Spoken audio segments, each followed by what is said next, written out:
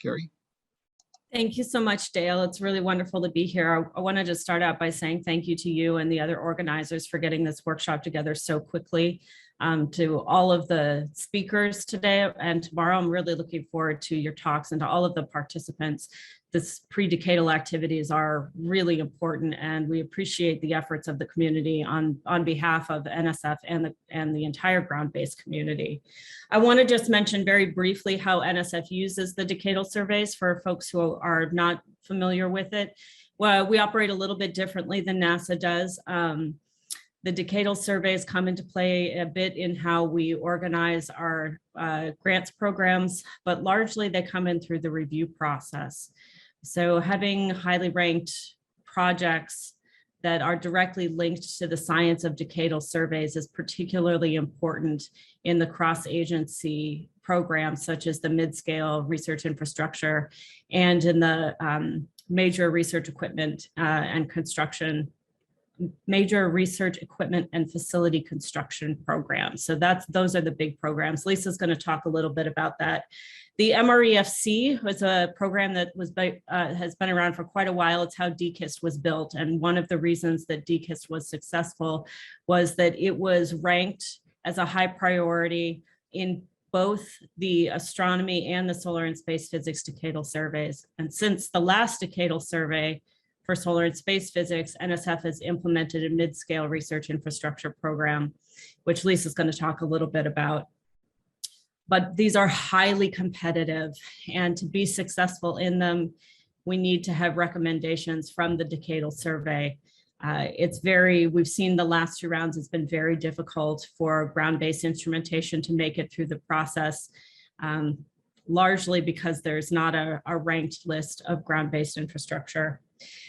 One of the things that's also unique about this process this time around is that astronomy is working very, very closely with geospace on the decadal survey. So geospace is the sponsor for this, and astronomy is very fortunate to be able to participate in it. The astronomy decadal survey came out last fall. And it said very little about solar physics. It essentially said, it's important for astronomy. Solar physics is an important topic in astronomy, but we're not the experts on it. So we leave the recommendations to the solar and space physics decadal survey. So astronomy is paying close attention to what comes out of this decadal survey. So you have multiple sets of eyes within NSF on this and looking forward to the recommendations. I think at this point, I just want to say that the science is the ultimate driver, like Dale mentioned. The science topics are incredibly important. Everything needs to flow down and be related to them. And we really appreciate that the community is getting together to organize around science that can be done from the ground and the important instruments that can come from that. So I'm going to stop here and turn it over to Lisa.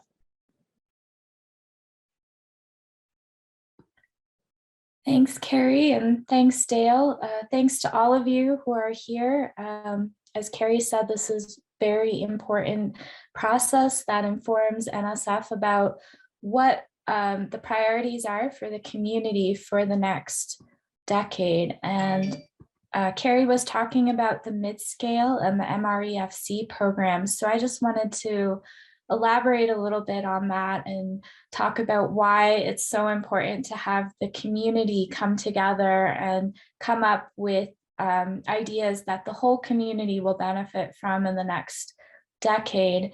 As part of the mid-scale process, there is a very competitive program with the majority of the submissions coming to MPS, which is where astronomy is in the mathematical physical sciences directorate at NSF, and to geosciences, which is where atmospheric and geospace sciences are funded. So the solar community through NSF is funded through both MPS and GEO. And as you can see in the submissions of mid-scale, MPS and GEO are the areas that have the most competition for mid-scale projects. The projects that are selected through mid-scale are competed against all of NSF though. So there is no quota that there will be, for instance, one mid-scale project in a particular area. All of the solar ground-based projects are going to compete against biology, engineering, physics. So it's really important as part of the Decadal that NSF receive a ranked list of projects that are of importance to our community. And in particular for this workshop, of course, we're focusing on the solar and solar terrestrial research. So we know that there's a lot of interest in the community. There are a lot of great ideas that we've been hearing about for the past decade that we would like the community to have the best chance of getting some of these funded from the community. So it's really important as part of the Decadal that we get a ranked list of potential new facilities, which of course the science drivers are why we're doing these facilities in the first place. So it's very important, but we do need the community to come together and say, this is really what the community wants and needs for the next ground-based infrastructure. So just to remind you then, this mid-scale program, there are 2 tracks. There's $6 to $20 million for the track 1 and 20 to 100 million. And then the larger projects are above 100 million. When DCAST was selected, it was a very long process that took multiple decades to get through. So these processes can be hard, and we appreciate all of your work in getting the white papers in and coming up with the great, fantastic new ideas. And we're just really very excited to be here at this workshop to support you guys and this wonderful science that you're doing. So thank you very much. And if you have any other questions, Carrie and I are happy to answer them. Thank you very much, Lisa and Carrie. We have about 10 minutes or so for questions, so it is possible to ask questions. But let me ask first, you have said that you'd like to see a ranked list, which of course you know the decadal surveys have tried to avoid, I think because NASA says specifically they do not want a ranked list. So has some direction gone to the steering committee or you know to the people setting up the steering committee about that particular question? That's a great question, Dale. And on the NSF side, we do want a ranked list, and we have told the National Academy of Sciences that this is what we want out of the process for the ground-based facilities. So that's where we differ from NASA. We really do need those recommendations because the mid-scale is so competitive and it's across multiple disciplines. So for NASA, they have money set aside for the next set of NASA missions in solar. However, we do not have that at NSF, which is why a ranked list is so important.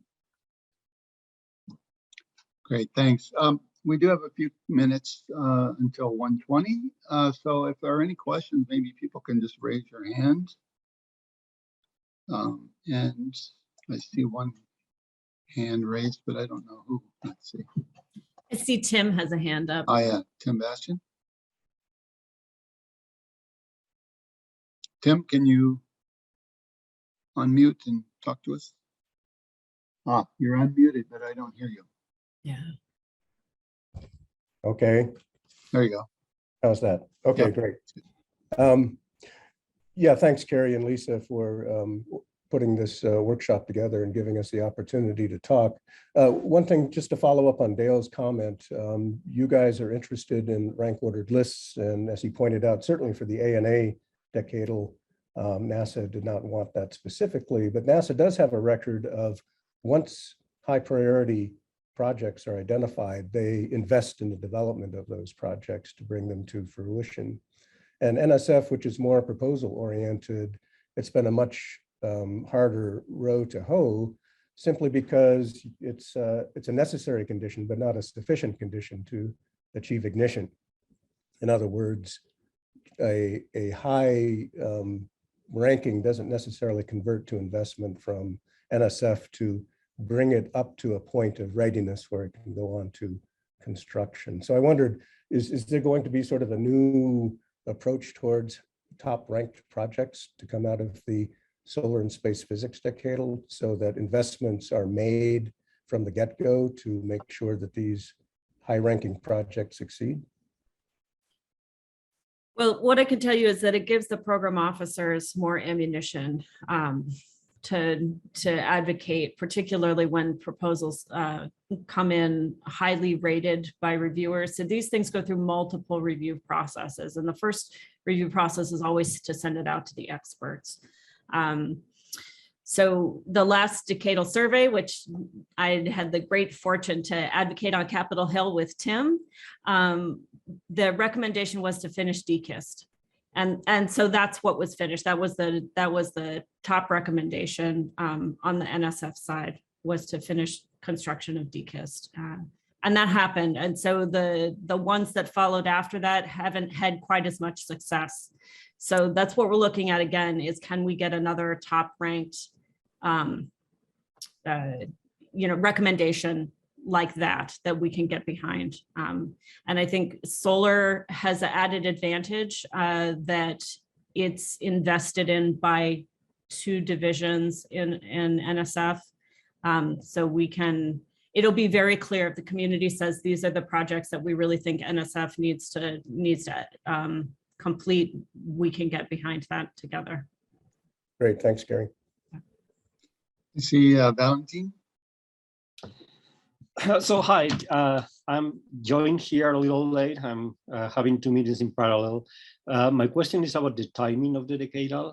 Has it been explained when the white papers are going to be due, when nominations for the various committees are going to be due? How has this been mentioned to the community that is participating in this workshop or not? I haven't heard it. That's a great question. And NSF has been working with the National Academies along with NASA and NOAA on this. From the National Academies, the latest we've heard is that the white papers are going to be solicited for late spring, early summer timeframe. And they will be in the process of soliciting nominations as well. They're going to have an open process, and anybody can put their name in if they would like to participate. So we anticipate that we should be hearing very soon from the National Academies. But please reach out. We have Art and Abby Schaefer, Art. So please, reach out to us if you don't hear anything, or reach out to them at the academies. There should be a lot advertised very soon. Good, thanks. No, I think that's a good timing for this workshop. We will have until early summer. So, yeah, Good. Thank you. Great. I don't see any other raised hands. Is there anyone else who would like to ask a question? And by the way, we will have a discussion session later today toward the end of the day, but I imagine that our NSF colleagues will not be staying on for the whole time. So, if you do have a question for them, probably now is the right time. As Lisa said, don't hesitate to reach out to us if you would like to talk to us one-on-one, or have any question at any point. Please email or call us. We're totally available. Love to chat about this. And that goes across career levels. We're hoping to hear from early career folks as well. Okay, great. That was a really nice introduction to why we're here today. And I think we have a timeline now to try to get some white papers fully fleshed out by late spring, early summer. And so we do have plenty of time, but I think this workshop will be a good opportunity to get started on teaming up and getting some ideas down on paper.